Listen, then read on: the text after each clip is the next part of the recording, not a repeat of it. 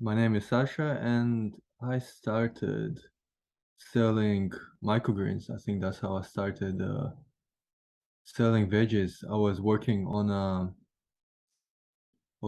composting project, a community composting project, and one of our clients was a restaurant.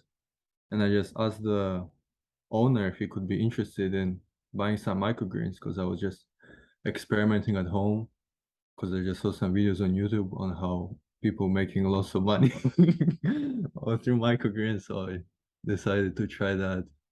And yeah, there was some interest, and I just started selling. Yeah, I think it was end of 2019, from a small backyard, pretty much. That's the one in the picture, but that is right at the end as I was moving out. It was in a pretty bad shape. Yeah, so that's how I started in a really small backyard. I just kind of converted the chicken coop, gave it some like took out some walls, and pretty much yeah, that was the start of it. End of 2019. That's how it looked in the chicken coop, and yeah, I was working part time from end of 2019 until uh like March 2021. But also other part of the time I was working another urban farm. Yeah, so I then I approached a few other restaurants and everybody was pretty keen. So I was like, okay, I started selling that way. And then COVID hit a few times, and that's when I started selling more to residential clients. Yeah. So that's been the journey to 2021. And then I was looking for a piece of land for a while, and in June I moved to Fenopai.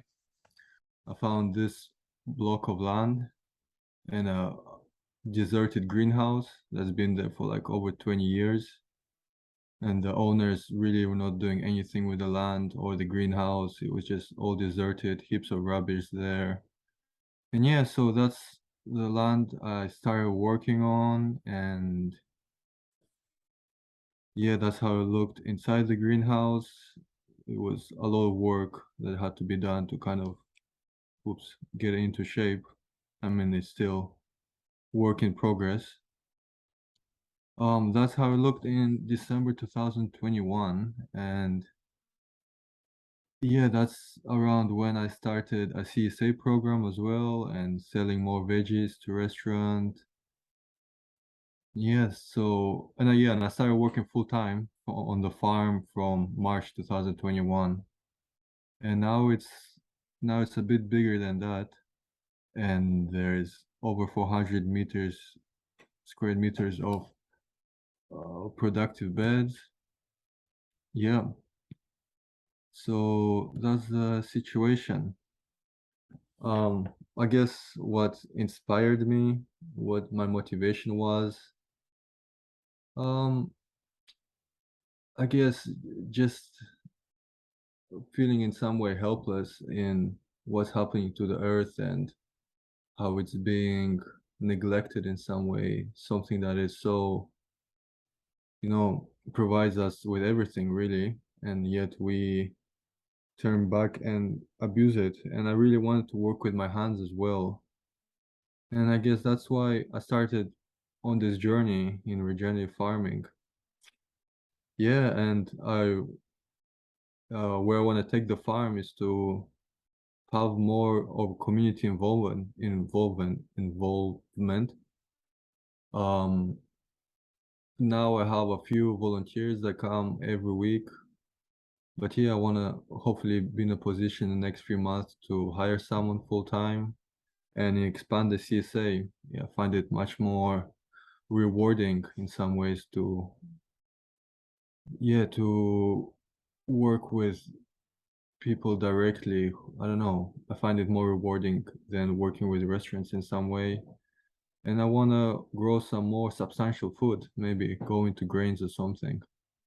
Hi, I'm Sarah Smuts-Kennedy, the vision holder for The Love of Bees. I'm excited to be here with farmers in the field with our mentors, Daniel Schuurman and Levi Brinsdon-Hall.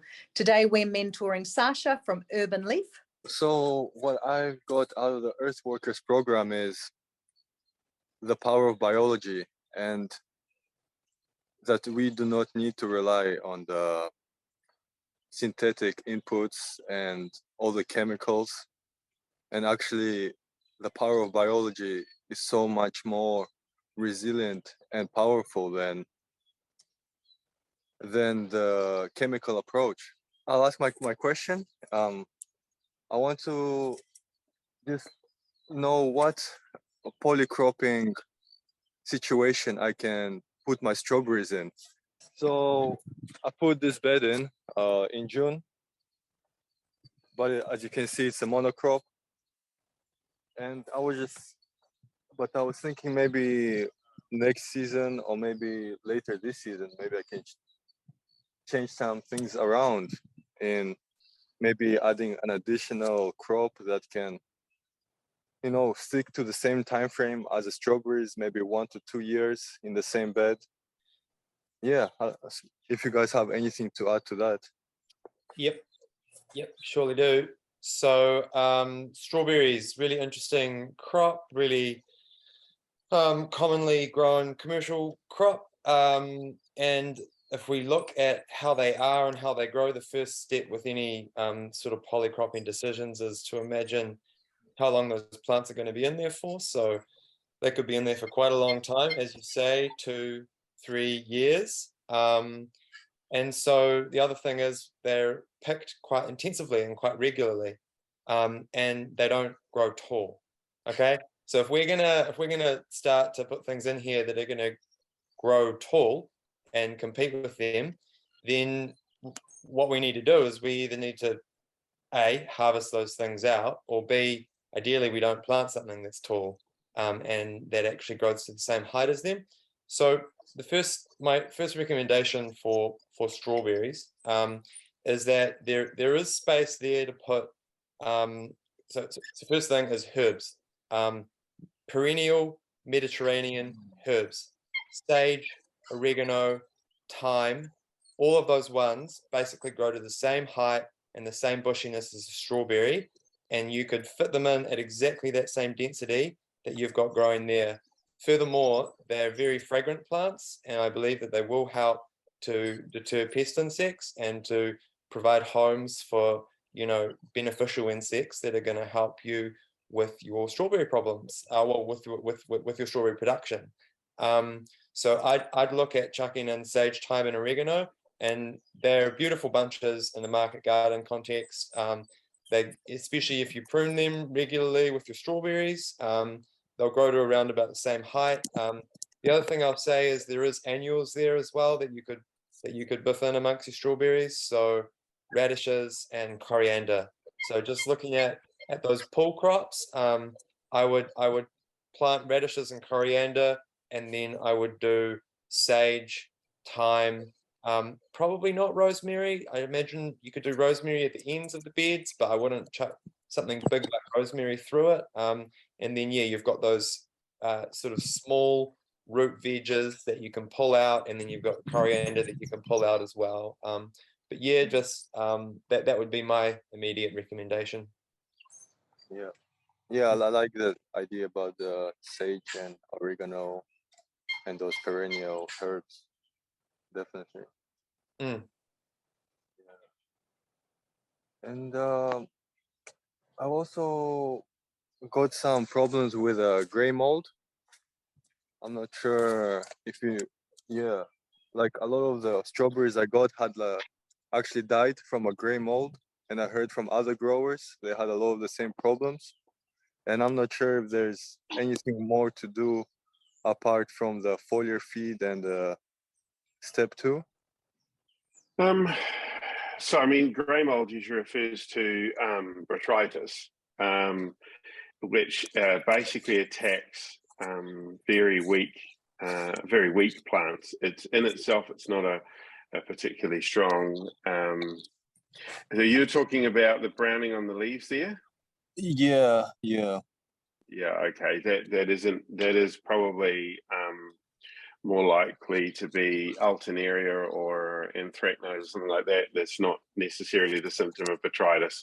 Botrytis will come along and attack that weakened tissue, but it's a primary infection that's caused it. You're also looking probably at some of the sometimes looking at some of the older leaves that were still there, and it won't affect the younger leaves. But it is a symptom of they tend to become more of a problem in extremely wet conditions. So this is quite often why you see early strawberries planted underneath cloches to help manage those sort of conditions. Because planting out traditionally in sort of midwinter, it kind of works unless you get a winter like we've had, which is excessively wet. You're going to get a lot of problems with rotting strawberry plants in the ground, and partly how you can control that is, of course, using the beneficial organisms will help a lot. But if the infection is in there and the plant essentially is almost killed off before you can really save it, then it's kind of too late. What I would normally do in a circumstance like that, particularly when you're first planting them out in this first early stage, is I would typically have a cloche over strawberries in a lot of bits of parts in New Zealand. Whereabouts exactly are you these days, Sasha? I'm not 100% sure. Whenua. Oh, you're in Whenua. Okay, yeah. Sorry, I didn't realise if you're still there or not. So yeah, that's one of the things. Also, if you've got naturally, we'll talk about later on, you've obviously got naturally wetter soils, and Whenua isn't its natural soil topography is not free draining. It has a lot of Whenua have what we call the Wairemata complex soil, which means it has lots of different subsoils underneath it. So if you dig down, you'll find all sorts of different, you'll have clay that is grey, clay that is black, clay that is yellow, clay that is white. And it can be from one end of the field to the other. It can have that, what they call that complex. And it generally wants lots of lime to sort of circumvent that and create better drainage. So you've got a combination of very, very wet season, you've got a wet situation, and you've got this sort of winter conditioning, and so you're asking the beneficial organisms to do a lot. They'll probably reduce the death rate considerably. If you didn't put anything on there, you could easily lose all the strawberries in that crop. And so keeping those beneficial numbers right up there at the moment is useful. But if you have got cloches available, throwing a cloche over the top of those, if the spring carries on with it being how wet it is, that might be helpful. Thank you. That's really useful. I want to ask you a question, Sasha, about the strawberries and get the feedback from Daniel and Levi. You're using, a traditional strategy to grow them there with the weed mat. Mm-hmm. Are you thinking that when you go to polycropping that you'll take the weed mat out? And I'm just interested in Daniel's feedback for you on whether the pros and cons of using the weed mat as a strategy for this type of production. Yeah, the reason I went with the weed mat is to not lose the strawberries as they're lying on the ground, but also as a form of weed control. Yeah, because I would imagine it would have a lot of weeding, especially because, this is like only the second succession on this bed, and before that it was just like a dense crop, and even though when I was mowing it, I could still see a lot of weeds coming through. And pretty much the only reasons I went for this method was the weeding and the not losing the strawberries because they're lying on the floor. I can sort of understand the use of the weed mat, and that is actually weed mat, isn't it? It's not plastic. Yeah, well, I mean it's plastic, but it's a breathable, not just a black mulch, plastic mulch. You do get some advantages in terms of the early establishment. It'll increase the soil temperatures underneath it and all the rest of it. There seems to be, you can seem to have relatively good soil health underneath there. And once the strawberries cover the entire area, you will have a lot of photosynthetic capacity and feeding through into the soil underneath. So it's certainly one option at the early establishment or of a bed. The other option, it would have been to basically lay down quite a heavy straw layer, as an example, as a mulch, and then plant through that, and that can be as effective for weed control. Obviously not hay for reasons of all the seeds, but actually using straw. And the only thing I would have probably done, and this is a thing because strawberries don't particularly like wet feet, and they are actually in a type of plant that actually quite likes fungal dominance as well, but generally we would have sort of tried to raise that up a little bit to sort of improve drainage. So you might have had mulch underneath there, which would be sort of more conventional. They're trying to keep away the excess moisture because they don't like in that early establishment really wet feet, as you're finding out. But yeah, it is a tricky one in terms of, you know, finding a balance between putting what is relatively an expensive crop to establish compared to many others. And I mean, conventional strawberry growers also tend to only put them in, and by the midsummer, by Christmas time, they're pulling them out. So they're only like they're barely an annual. Do you know what I mean? They don't treat them as a perennial. And that has to do with apparently the size of the fruit for export or something, but or the various different, there's a lot of different varieties of strawberries as well, and I'm not familiar with them all, but I know there are some that have much higher levels of disease resistance than others. Most of the common varieties that we plant in New Zealand apparently originally are from California, from a breeding program there, but so you know, it's one of those varieties that it's a plant that's going to be in much longer than almost everything else you're growing there. So yeah, trying to find ways of mixing it up and dealing with weed control.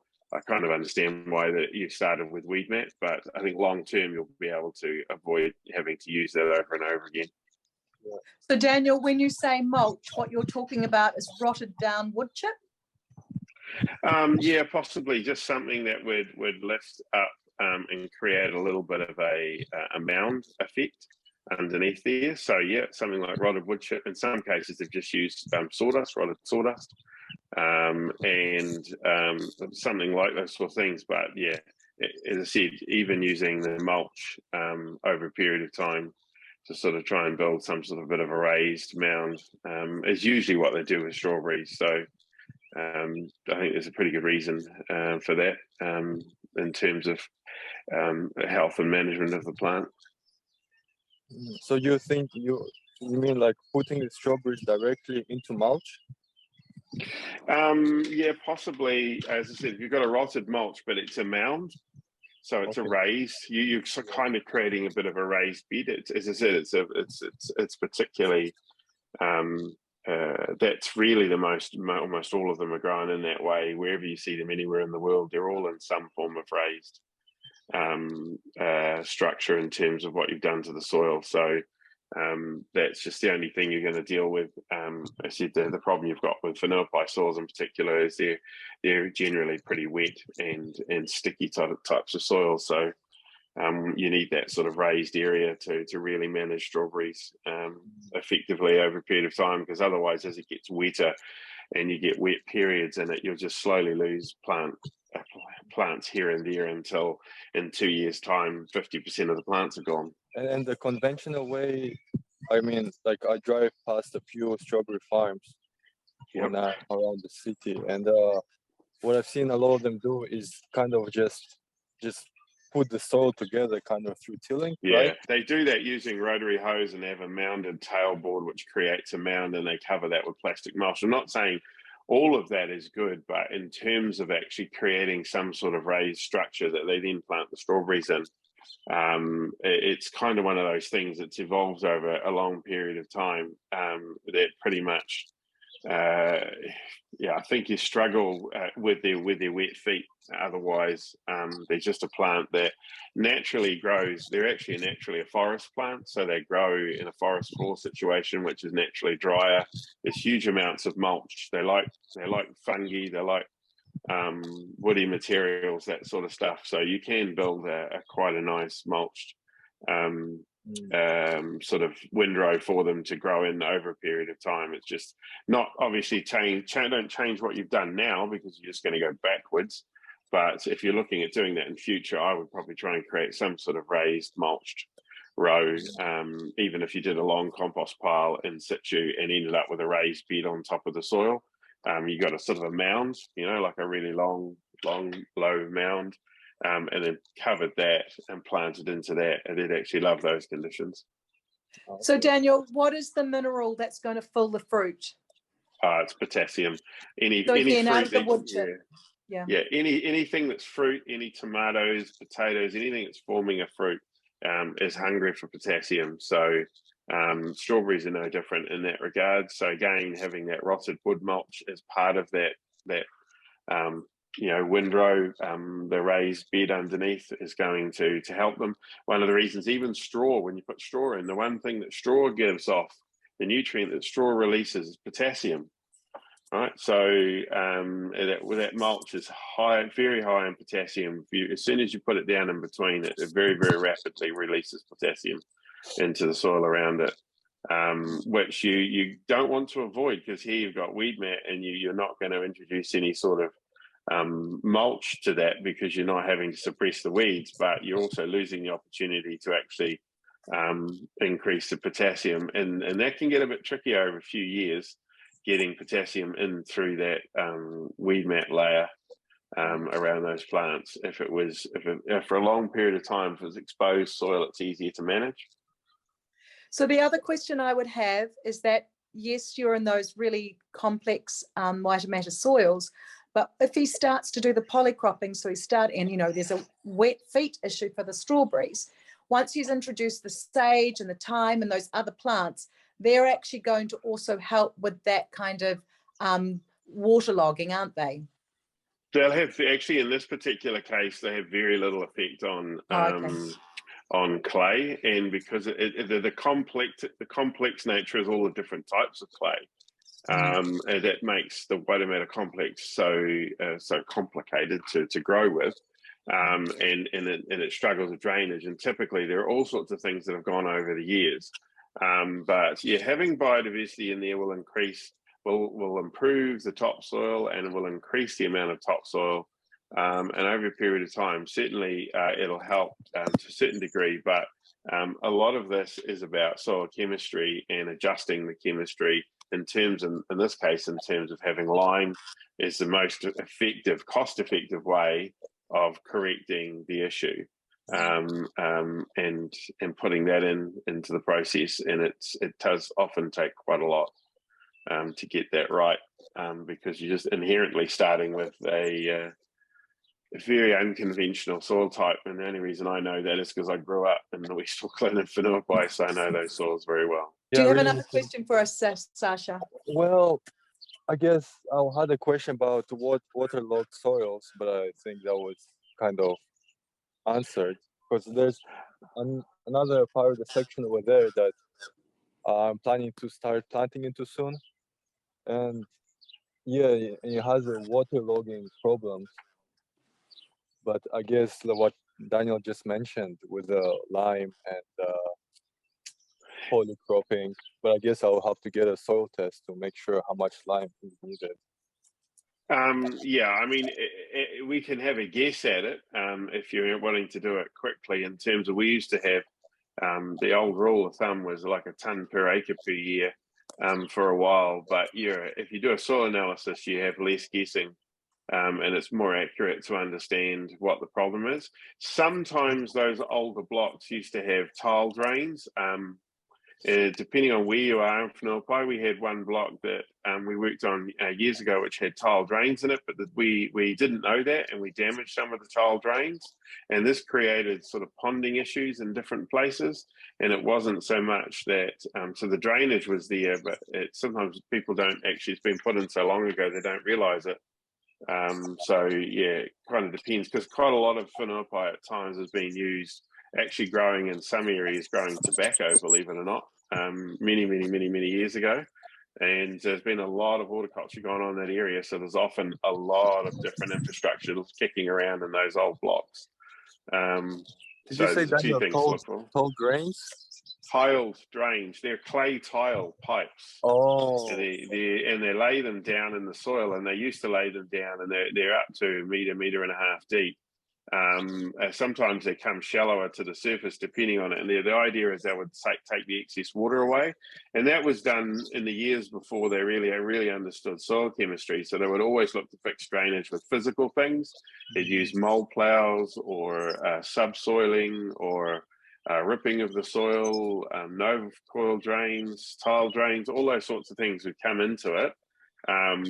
But yeah, it's just, there's a few things to note that if you come across them, why they're there, and they can be quite useful if they have been put in that place. But I don't know what the history of exactly where you are yeah. is Well, really.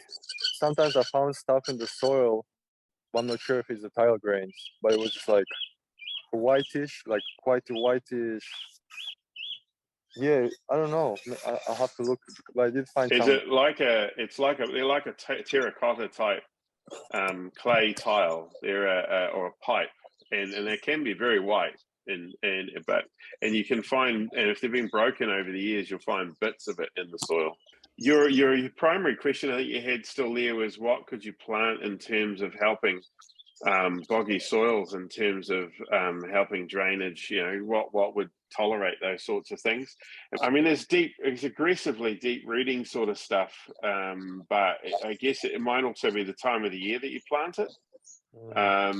You know, so planting at the wettest time of the years, and this is often the thing you find in our changing climates, is that what we used to plant, for argument's sake, you know, traditional idea of planting is like garlic and even strawberries for that matter, and kind of around the shortest day of the year, and in getting winter establishment. I know a lot of commercial growers have moved that more closer to spring these days, because typically the soil conditions in winter is so wet that you either have to do it before those really wet conditions come in, or you have to wait until earlier in spring and try and manage it. Because if, like we've just had, a third of, or a quarter to a third of our annual rainfall in 1 month, you know, that makes things very difficult to deal with. And if you already got drainage issues, then you know, those things are difficult to overcome. But I think if you were to put in really aggressive cover crops, I mean, daikon radish is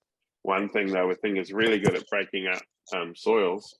You certainly could try those in the areas that you want to establish, in terms of improving soil conditions before you come in with some of your cash crops. I think that there's a lot to be said for getting really dense cover crops happening in some of those beds, and then mulching those down or crimping those down, and then planting through that some more aggressive crops going into summer. Some very strong stuff. So you build the whole soil health and soil condition before you start coming in with more delicate species and combinations. So, Sasha, thinking about those polycropping plans over 6 months as opposed to 3 months, so that you actually have something that is, you might, so that these periods where you have it a boggy, you've actually prepared for that by having your aggressive plants from the season before, to keep those soils kind of activated and stable during that period. Levi, you were talking to the other farmers in the field, you know, alumni about that. You might want to just give Sasha some ideas about how to, you know, get through this particularly tricky patch, so by keeping the photosynthesis still really chugging along. Yeah. So boggy soils, they're going to be wet over winter. That's something that you've observed, Sasha. So going forwards into next winter, it's going to be really crucial that obviously the more biomass the plant has, the taller it is, the more root mass it's going to have, the more it's going to be able to photosynthesize, and therefore the more water it's going to suck up. That's your answer there and there. If you've got, as you say, if Daniel's like saying people are planting things out in the middle of winter, it's a terrible time to be planting things out in the middle of winter. In the middle of winter, you want as high biomass of as great diversity as possible, because obviously a little seedling sitting in a whole lot of water doesn't have the capacity soak up any water. It doesn't have capacity at all, and it's struggling to grow. Whereas if we plant it at that right time, potentially that's a little bit later, but also just making sure you're observant to those parts of the year where the soil is boggy, and what you want to do is when the soil's dry, you want to get those crops established so that when it is wet, they're sitting there tall and strong. Daniel, are you in agreement with that? Yeah, no, I mean, it totally is a key of either getting the crop in early enough so it's established to actually get through that wet period, or planting it late enough so you're avoiding that wet period. That just seems to be the scenario that we're in these days with the high degree, the sheer volume of rainfall that we're getting at times. And if you've not got that free draining condition, that sort of exacerbates the problem. So, I mean, everybody's finding that, even winter crops, you can't go and just chuck a cabbage in the end of May, even in Auckland, and think that it's going to actually do much before September. Whereas if you put it in the end of March, it'll get really well established, and it'll actually continue to grow through that period and have no trouble at all dealing with it. So timing becomes a very important tool, and the more challenging your space is in terms of growing conditions, the more critical the timing becomes. It's just the way our weather patterns and soil conditions are that he's quite right in terms of the plant's ability to establish itself. As I said, in these days in the middle of winter, it's so difficult. So I have my garden is on a slope, and it's on compacted clay soil that I've built up over the last 10 years. So I am, I've been able to observe what does really well, and I'm a very lazy gardener. So I only do things that go really well. And I noticed that leeks have absolutely, well-established leeks have absolutely no problems in those conditions. I'm also very lazy in that I just drop all my seed. I let a number of them go to seed, so that I have the seed heads that I can just dump in a corner, and they'll just produce seedlings which are easy to prick out and actually keep those soils going when, there's a gap. The other thing, Levi, it's the chrysanthemum, the Japanese chrysanthemum that you gave me seedlings of. What's that called? Oh, Shanjiku. Shanjiku is just absolutely loves those conditions. And while everything else, the chard's obviously doing very well, and those sorts of leafy greens, but the Shinjiku, which is, not everyone is used to eating it, but a fantastic edible herb, just absolutely thriving in those sort of slightly wet conditions at this time of the year. So it's really about observing, what's going to thrive in those conditions, what's going to survive and keep things going, and actually just really working with the flow of the natural, changing ecosystem and the plants that are going to work there. Yeah, and that's a very site-specific thing, and you haven't been on the site for that long yet, and you'll just get better. Those times, and you'll get better and better and better at it, Sasha, and you'll become more attuned and accustomed to it, and you'll become a master. yeah. It was like the first time I was growing pretty much throughout winter, and I definitely felt in the last month or two things are very slow. Especially the last month. So the last month or two, like your success of that period really depends on what you've planted in autumn. It's the best way to roll, is you plant right up until basically June. That's what we do at OMG, and then it just drops right off, and you're only really planting one bed a month after that.